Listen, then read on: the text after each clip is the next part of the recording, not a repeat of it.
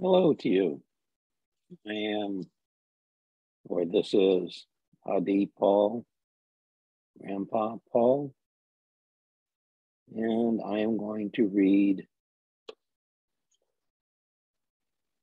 The Guardians of Childhood to share with you. Whoever you might be, perhaps sometime in the future, my granddaughter Nico will see this. Perhaps not, perhaps nobody will see it. I obviously have no idea. However, in December of 2021, I felt some kind of, I don't know, darkness in the world. Perhaps it was the impending invasion of Ukraine. And perhaps it was simply me. I began watching all of the children's shows on television, on Netflix and Hulu and all the other platforms that I could. And in the process of this were the shows about Christmas and Santa Claus, the Santa Claus legend. How did Santa Claus come to be? What about the elves? What about the North Pole? How did the gifts get here? And they were really quite good. And then there was one about Jack Frost and the Guardians of Childhood. And that was the best one of all. And in the end, when the credits were rolling, I came to understand that it was adapted from a series of books written by William Joyce, with illustrations by Laura Geringer. And I went out and I bought the whole set and I read them from beginning to beginning because there is no ending. And I am motivated to share these with you. When I was teaching, which was many years, 4th, 5th, 6th, 7th grade, one of my favorite things to do, or not one of them, the most favorite thing to do was to read to the class. Various books I remember when I first started. First thing I ever read to my students was Mary Poppins. And then it went on from there. So in the process of this, if you have a favorite book that you would like to have me read in this format, please put it in the comments section. At any rate, my next most favorite thing was recess, of course, and then lunchtime. Now, this series by William Joyce, so wonderful. It just triggered all kinds of imaginative feelings for me. He has envisaged a world where we find out, where did Santa Claus originate? Who is Santa Claus? Who is the Easter Bunny, the Tooth Fairy? Who is the Sandman? And Mother Nature, where did Mother Nature originate? And why is she Mother Nature? And Mother Goose, and many other things. And he uses all of these things that we have heard about since we were children and gives them context and understanding, including something about nightmares, which once in a while, unfortunately, we all are subject to, not very often, thank goodness. And maybe it's because of the battle of the Nightmare King, which he chronicles here, the battles with the Nightmare King. And one thing I'd like to point out is that we learn here that darkness and the dark of night is not unfriendly. The dark of night is wonderful and wraps us in stillness, quiet, and contemplation. And that the battle is not between black and white. The battle is between what we call evil and love. Love. That's the main thing. So here we are. This is Book 1, Nikolas St. North and the Battle of the Nightmare King. And Chapter 1 is entitled, In Which the Great War is Renewed. The Battle of the Nightmare King began on a moonlit night long ago in the quiet town of Tanglewood. A small boy and his smaller sister woke with a start. Like most children, and some adults at one time or another, they were afraid of the dark. They each slowly sat up in bed, clutching their covers around themselves like a shield. Too fearful to rise and light a candle, the boy pushed aside the curtains and peered out the window, looking for the only other light to be seen during these long ago nights, the moon. It was there, full and bright. At that moment, a young moonbeam shot down from the sky and through the window. Like all beams, it had a mission: protect the children. The moonbeam glowed its very hardest, which seemed to comfort the two. One, then the other, breathed a sleepy sigh and lay back down. In a few moments, they were once again asleep. The moonbeam scanned the room. All was safe. There was nothing there but shadows. But the beam sensed something beyond the room, beyond the cabin. Something, somewhere, wasn't right. The beam ricocheted off the small glass mirror above the children's chest of drawers and out the window. It flashed through the village, then into the surrounding forest of pine and hemlock, flickering from icicle to icicle. Startling bats and surprising owls, it followed the old snow-covered Indian trail. And here's the moonbeam.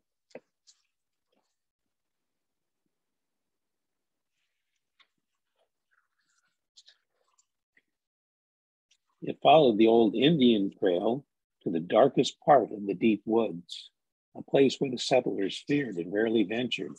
Like a searchlight, the beam shot out into the darkness until it found a cave.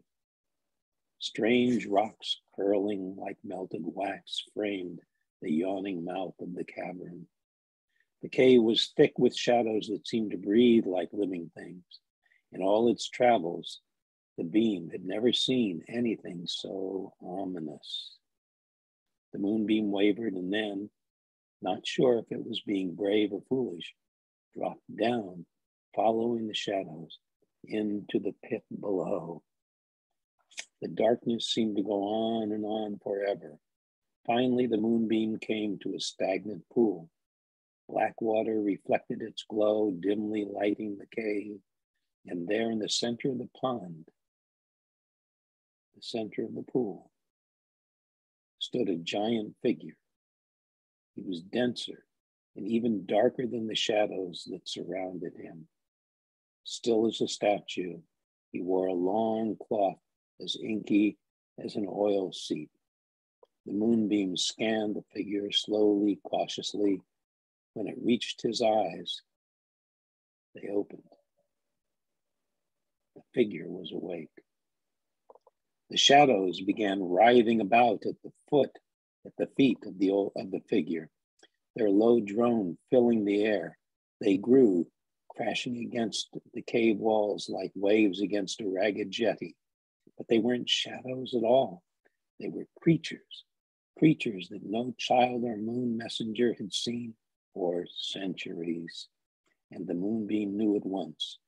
It was surrounded by fearlings and nightmare men, slaves of the Nightmare King. The moonbeam paled and faltered. Perhaps it should have given up and fled back to the moon. If it had, this story would never have been told. But the moonbeam did not flee. Inching closer, it realized that the phantom figure was the one all moonbeams had been taught to search for, to watch for. It was Pitch, the king of nightmares. He had been pierced through the heart. A diamond-like dagger holding him pinned against a mound of ebony marble. Warily, the moonbeam crept closer, still grazing against the weapon's crystal hilt, but the light does not go around crystal. It goes through it, and suddenly the beam was sucked into the blade. Twisting from side to side, the moonbeam was pulled on a jagged course to the blade's tip. It was trapped, suspended in Pitch's frozen, glassy heart. Pitch's chest began to glow from within as the moonbeam ricocheted about in a frenzy, desperate to escape. It was terrifyingly cold here, colder even than the darkest regions of space. But the moonbeam was not alone. There, just beyond the edge of the blade, in the farthest recesses of the phantom figure's heart, it could see the spectral shape of a tiny elfin child, curled tight. A boy? Hesitatingly, the beam illuminated the child's head.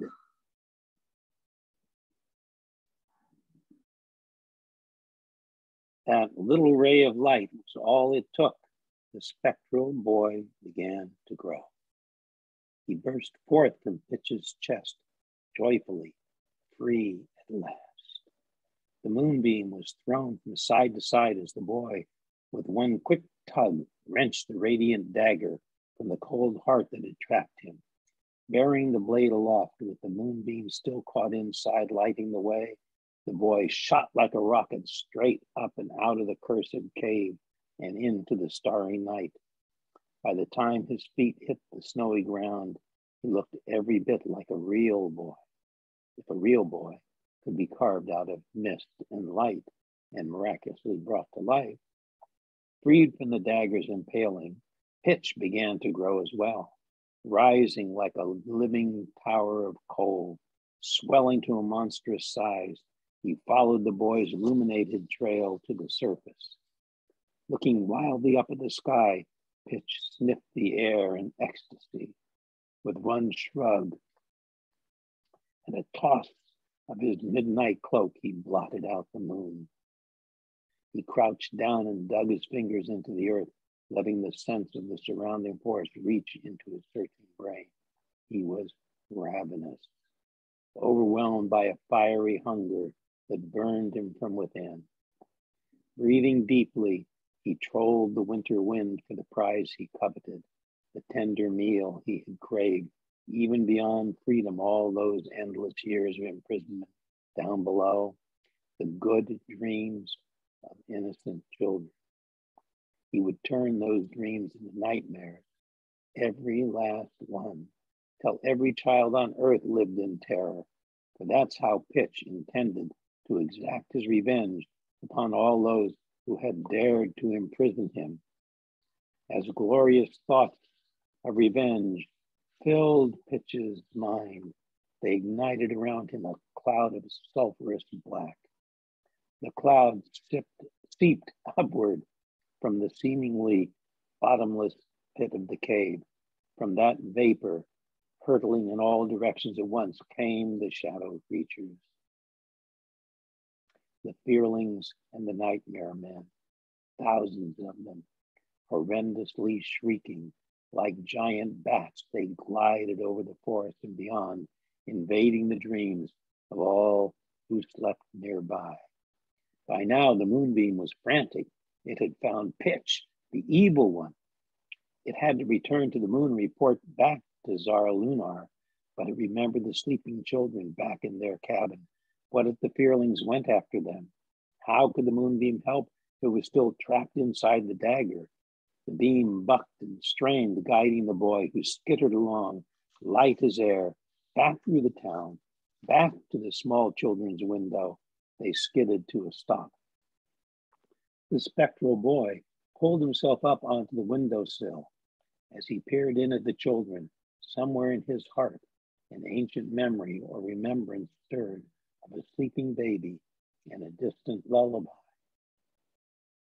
But the memory dissolved almost as soon as it appeared, leaving him feeling deeply and unexpectedly sad.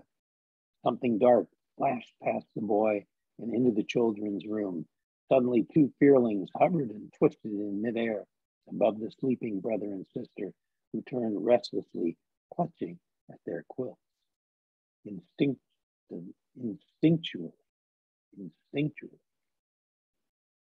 The spectral boy leaped off the windowsill and snatched a broken tree branch from the ground. Attaching the diamond dagger to its end, he aimed his gleaming weapon at the window. The fearlings shrunk back from the light, but they did not disappear. So for the second time that evening, the moonbeam glowed with all its might. The brightness was now too much for the fearlings.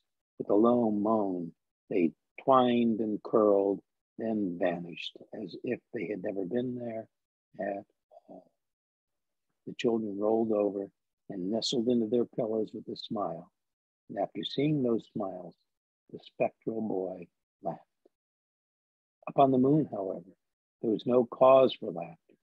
Star Lunar, the one we call Man in the Moon, there he is, Star Lunar, the one we call the Man in the Moon, was on high alert. Something was amiss.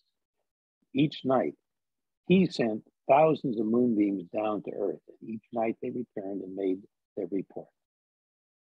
If they were still bright, all was well.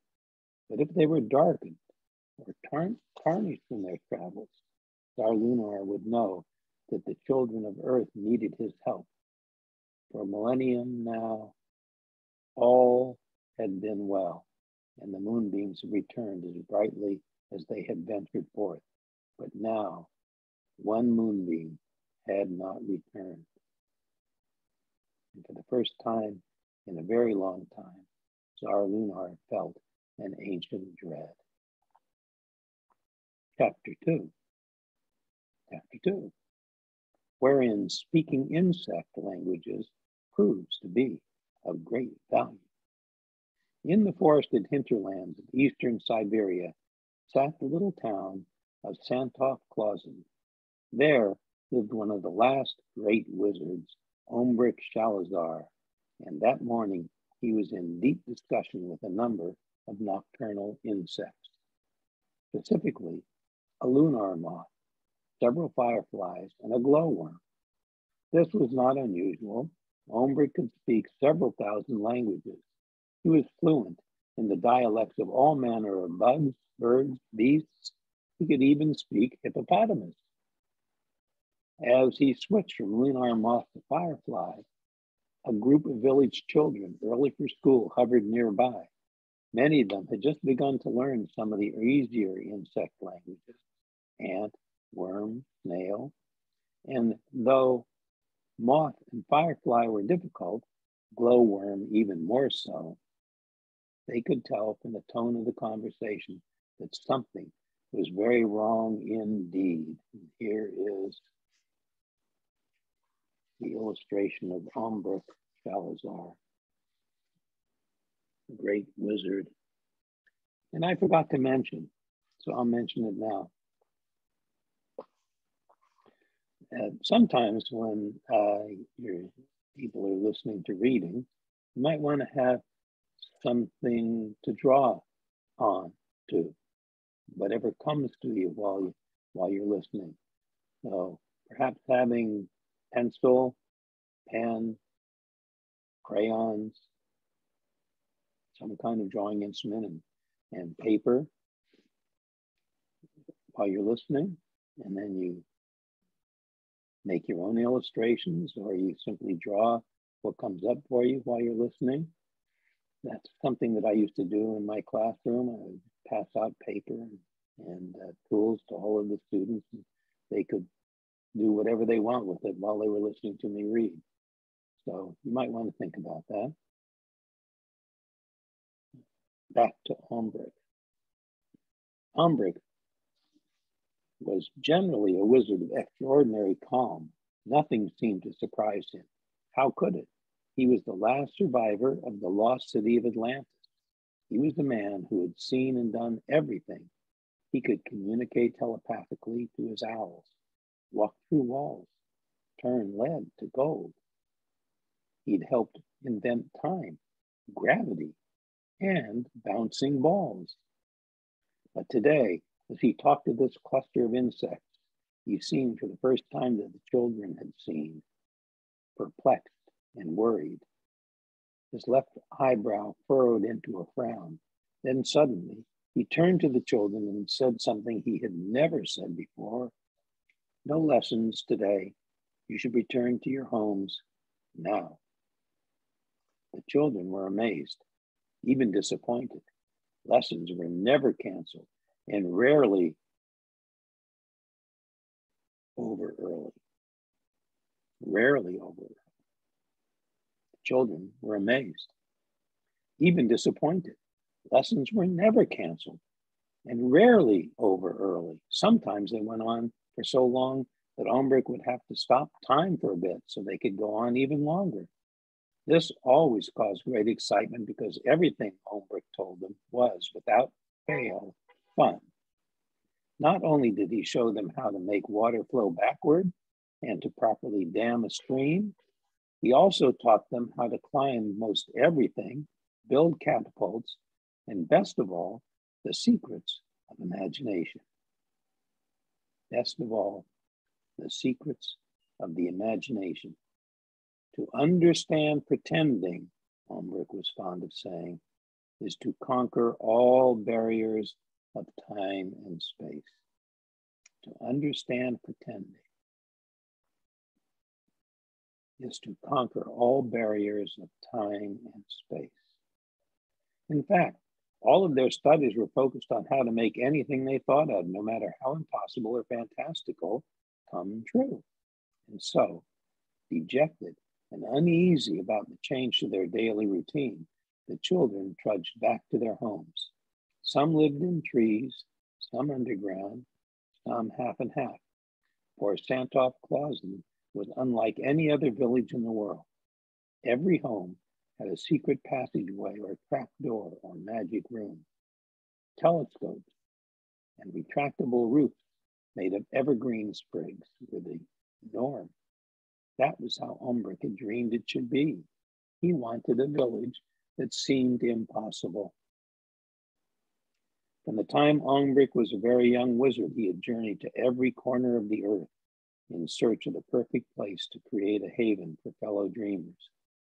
But it wasn't until he was nearly hit by a meteor, which fortunately exploded 2 hillsides over, that he found just the right spot. Barely acknowledging his close call, he had investigated the still warm crater. And there, at its exact center, was a lone sapling that had survived the crash. The sapling glowed with what Ombrick instantly deduced was the energy of ancient starlight. The wizard tended the little tree, and it grew faster than he ever thought possible into a wonder of nature, a wonder of the cosmos. It grew to the exact size of Ombrick's dream for it, and it formed its limbs, roots, and trunk so that Ombrick could live inside. The first children to see the great tree had named it Big Root. And from this headquarters, Ombrick welcomed all those with inquiring minds and kind hearts. Inquiring minds and kind hearts. Soon a small village sprang up. Ombrick called it Santa Claus, an ancient phrase from Atlantis that meant place of dreams.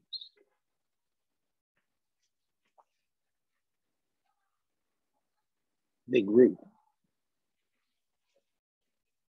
The wizard labored daily to make Santa Claus a perfect haven for learning, an enlightened place where no one would laugh at anyone, young or old, who dreamed of what was possible and impossible. And so inventors, scientists, artists, and visionaries from across the globe were drawn to his village.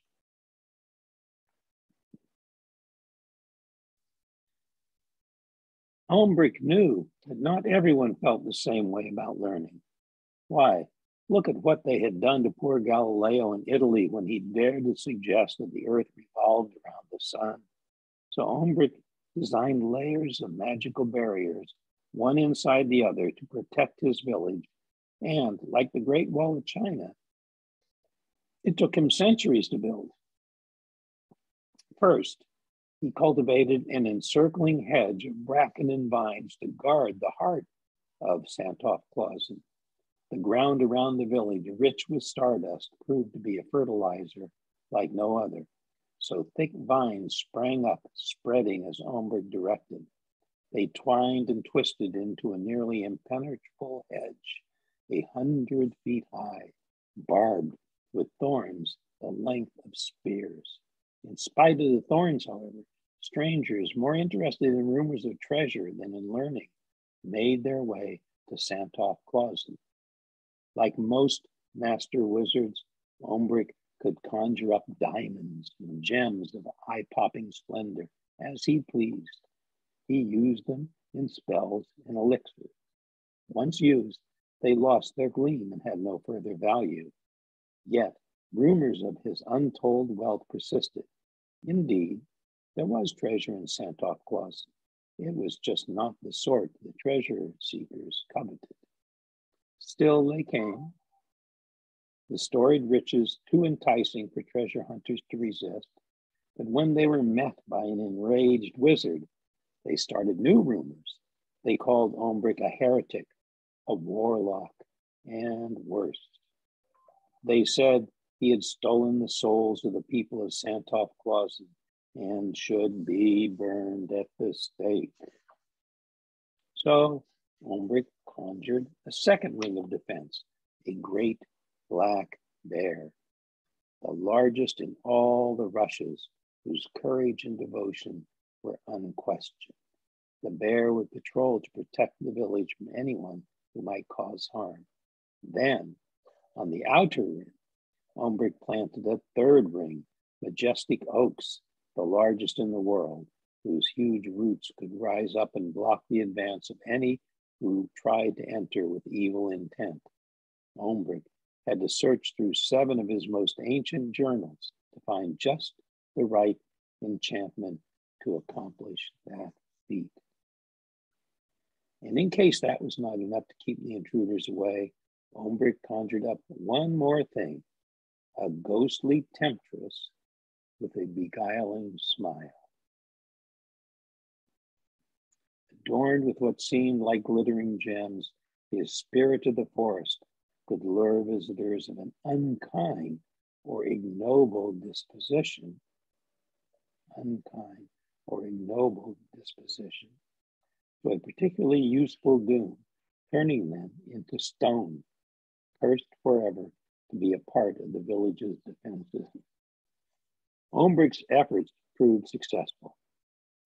Eventually, fewer and fewer villains came to Santa Claus, and the village was spoken about only in whispers by the outsiders who still remembered it was there. Haunted, they said, bewitched, a mystery best left unsolved if you knew what was good for you. Solving mysteries, however, was a favorite pastime of the villagers, the children especially. The one that had them most curious was how Ombrick made his spells. They loved to visit him unannounced, hoping to catch him in the middle of inventing a new species of talking pig, or frogs who could shoot bows and arrows. Once there, they would listen to their teacher hold forth on any subject he happened to be investigating.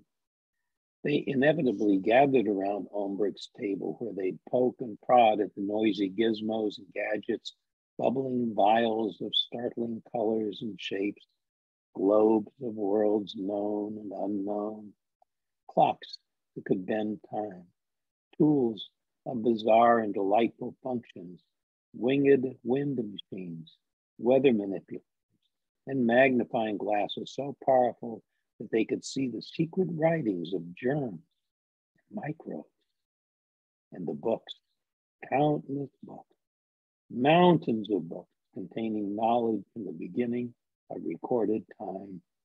The children loved hearing about the singing mermaids from the island of Zanzibar, about the pirates of the Yangtze River, about the giant abominables, furry snowmen who roamed the mountain ranges near the top of the world. But that morning, When Ombrick returned from his talk with his insect friends, he needed to be alone in his study. There could be no children in Big Root today. He pulled the most ancient volumes from his library and read them intently, silently, and with a frown. The insects had told him of things they had seen, disturbing things, in his enchanted forest. Shadows had come, cast from nothing that could be seen, silent shadows in strange shapes, and they were coming deeper into the woods each night, closer and closer to Big Root. Chapter 3. A terrifying walk in the woods. Ombrick continued to study and worry in his Big Root lab until the first fireflies began to glow. An ancient evil was coming, he was sure. But he still had the plan. But he still had no plan or potion to fight it. He still had no plan or potion to fight this ancient evil. However, Ombrick was comforted in knowing he had some time to contemplate, for life all around him was unfolding as usual. Evenings in Santa Claus were not like those in other villages. For most villages, twilight signaled the day's end, the time to close down shop. But here, telescopes were being erected, experiments put into place. The bustle of busy minds filled the air. Children peppered their parents with questions like, can a dream be captured? If we dream of flying, do we actually fly? Do toys come to life at night when no one is watching? Boundless possibilities were explored, at least until the children had to be home. And the children were wily, even brilliant at avoiding that dreaded span of the day called bedtime. It was the one nearly impossible task the village faced each and every night. One night, the children disguised themselves as statues. Another, they figured out how to hide inside the paintings on the wall. Most often, they'd simply duck into the forest where even the bear would sometimes hide them, and the herd of great reindeer was clearly in on the game. For many were the evenings when they would gallop between the trees with the laughing children on their backs, just ahead of their pursuing parents. Child traps were finally invented, intended to shorten the nightly ritual. Gently but firmly, the traps would catch the children, wash them, brush their teeth, clothe them in the proper pajamas, and catapult them to their bedrooms.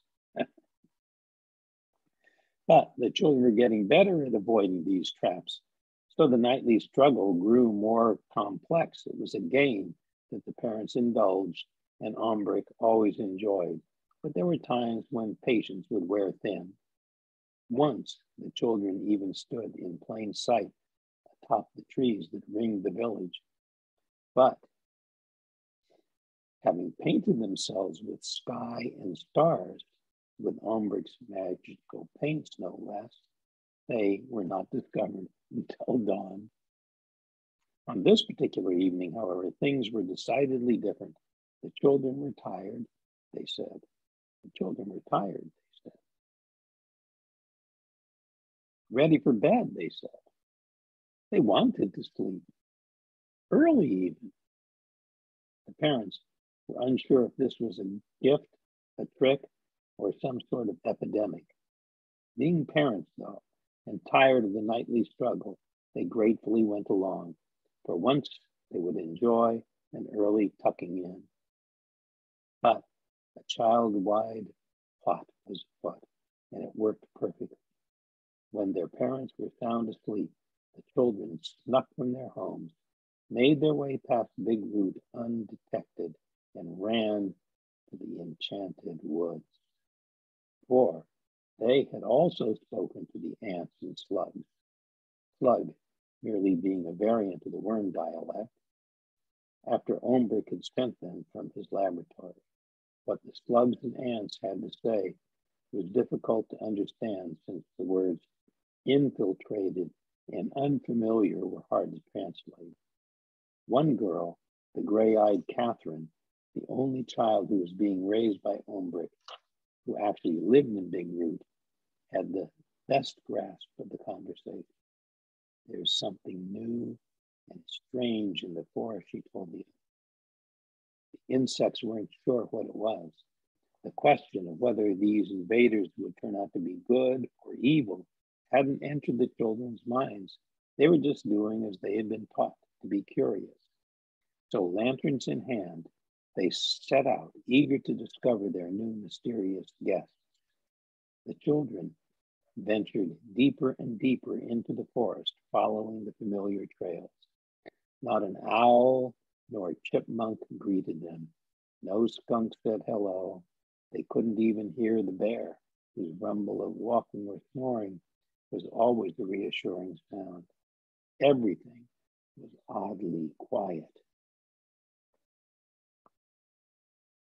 Moonlight barely pierced the thick canopy of limbs and vines. The children glanced at one another nervously. No one wanted to be the first to suggest turning back. Ombrick called them his hale and hearty daredevils. How could they turn back? But then the air itself grew unnaturally still, and for the first time, the children felt afraid. They huddled against one another and watched the dark grow darker, and then they too fell silent. The first scream didn't come till the fearlings had almost reached them.